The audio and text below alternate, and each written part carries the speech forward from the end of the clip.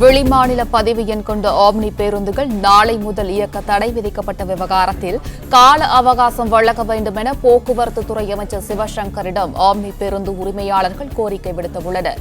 இதுகுறித்தான முழு விவரங்களுடன் இணைகிறார் செய்தியாளர் ராஜகுமரன். வணக்கம். நீங்க விவரங்களை பதிவு பண்ணலாம்.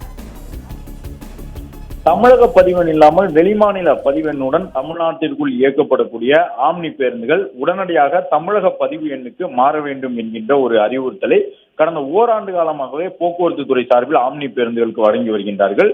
ஆனால் மோட்டார் வாகன சட்டத்தின்படி அகில இந்திய சுற்றுலா அனுமதி சீட்டு என்கின்ற ஒரு அனுமதி பெற்றிருந்தால் தமிழகம் உட்பட எந்த மாநிலத்தில் வேண்டுமானாலும் ஆம்னி பேருந்தை இயக்கலாம் என்று குறிப்பிட்டு தமிழ்நாட்டு பதிவு எண்ணுக்கு மாறாமலேயே தொடர்ந்து பிற மாநில பதிவு எண்ணுடன் பலர் ஆம்னி பேருந்துகளை இயக்கி வருகின்றார்கள்.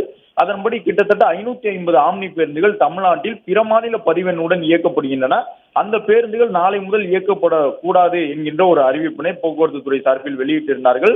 அறிவுறுத்தலை மீறி பேருந்துகள் இயக்கினால் சிறைபிடிப்போம் என்கின்ற தகவலையும் போக்குவரத்து துறை ஆணையர் தெரிவித்திருந்தார். இந்த நிலையில்தான் இன்று நடைபெற்ற பேச்சுவார்த்தையில் ஆம்னி போக்குவரத்து சங்கங்கள் பங்கேற்றிருந்தார்கள்.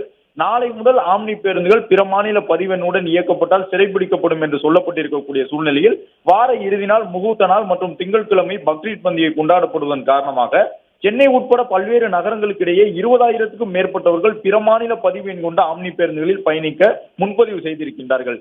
எனவே அந்த ஆம்னி பேருந்துகளை சிறைபிடித்தால் அந்த பயணிகளுக்கு பாதிப்பு ஏற்படும் என்பதன் காரணமாக சற்று கால அவகாசம் வேண்டும் என்று ஆம்னி தொழிற்சங்கங்கள் கேட்டுக் கொண்டிருக்கக்கூடிய சூழ்நிலையில் அமைச்சர் மற்றும் ஆணையர் உள்ளிட்டோர் ஆலோசித்து அடுத்த கட்ட முடிவை தெரிவிப்பதாக கூறியிருக்கின்றார்கள்.